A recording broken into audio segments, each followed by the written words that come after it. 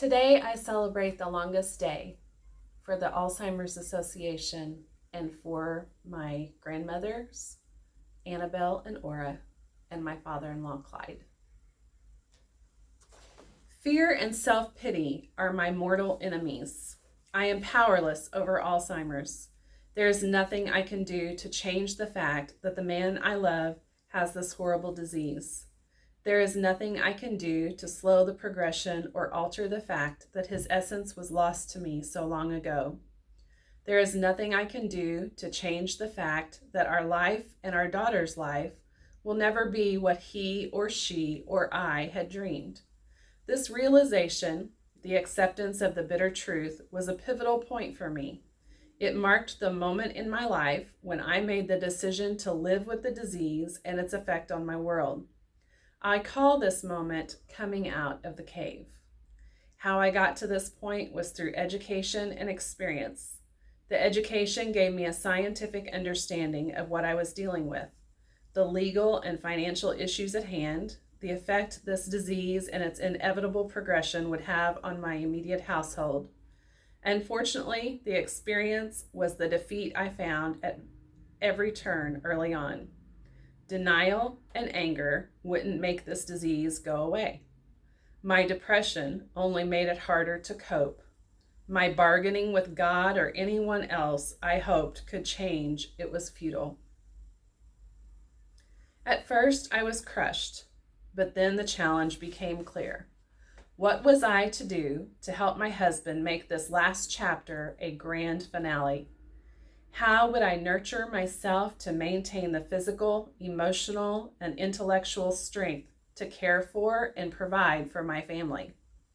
How was I to guide our daughter, age 3 at the time of diagnosis, toward becoming a strong, capable young woman with as little baggage as possible?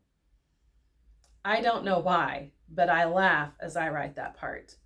I find it funny that early on I was focused on getting rid of whatever would make her baggage too large a burden.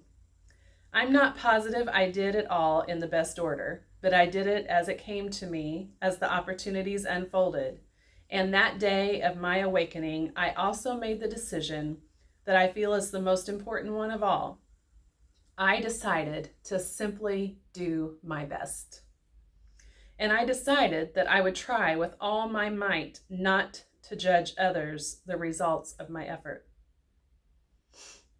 We built a fellowship. We connected with others affected by this disease. We shared our story with individuals and with groups. The effect was exhilarating. I have always said that when you share your stuff, it gets smaller, and when you share your good stuff, it gets bigger. In Jay's face, I saw a new level of comfort as he chatted with others who were also having difficulty speaking, remembering words, and organizing thoughts. He started to laugh more. I met some caregivers who were ahead of me, and in them I saw proof that survival was possible. In them, I found new ways of coping. With them, I found humor in situations that previously infuriated me or pushed me to tears. We helped each other. In the people we met who were a bit behind us on the road, we found proof that we were managing better. We found new self-esteem in guiding them and watching them grow. We accepted with true gratitude all opportunities to share, to help create, or improve programs, to change legal roadblocks, or to raise awareness. We opened our hearts and made our struggle known so others would not feel shame in doing so too.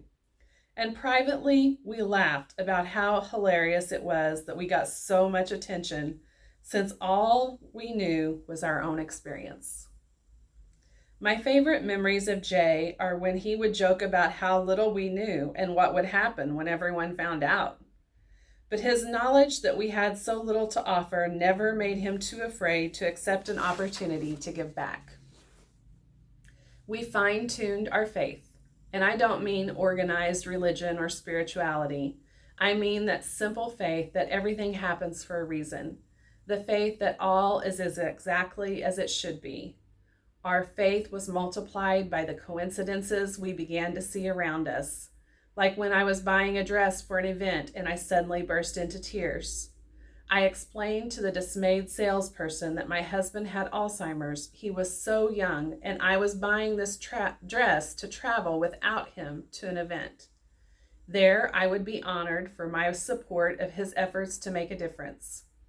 She stared at me in disbelief and through tears told me her sister had been declining with what her family was beginning to believe was dementia. I was able to suggest a few resources to start with, and then I bought the dress and we hugged goodbye. My trust that everything would be okay, that we would be okay, grew as random opportunities to give or receive support popped up. I saw that if my eyes were open to others, I would be shown the way to make it all work.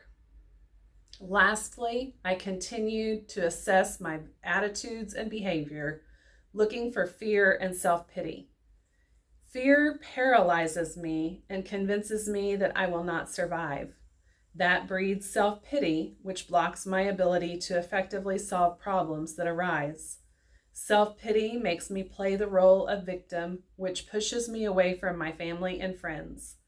My critical support system. The more I fear and the more I pity myself, the more self-seeking I become in all my actions.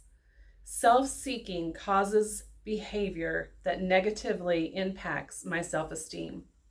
Poor self-esteem makes me depressed and tired. Fatigue affects my ability to do what I need to do, and fear pops up again. It all creates stress, and stress kills caregivers. It is a vicious cycle, hence my mantra that fear and self-pity are my mortal enemies. So there you have it. I became aware of the truth. I accepted it for what it was. I chose to make the best of it in any way I saw available. And what did I get? Honestly, I got the gift of self. The gift of an insight into what makes me happy. I didn't get my husband back, but I got myself. That's by Laura Sukowen Jones. And there's a quote by Robert Brault. Never ask, what reason do I have to be happy? Instead ask, to what purpose can I attach my happiness?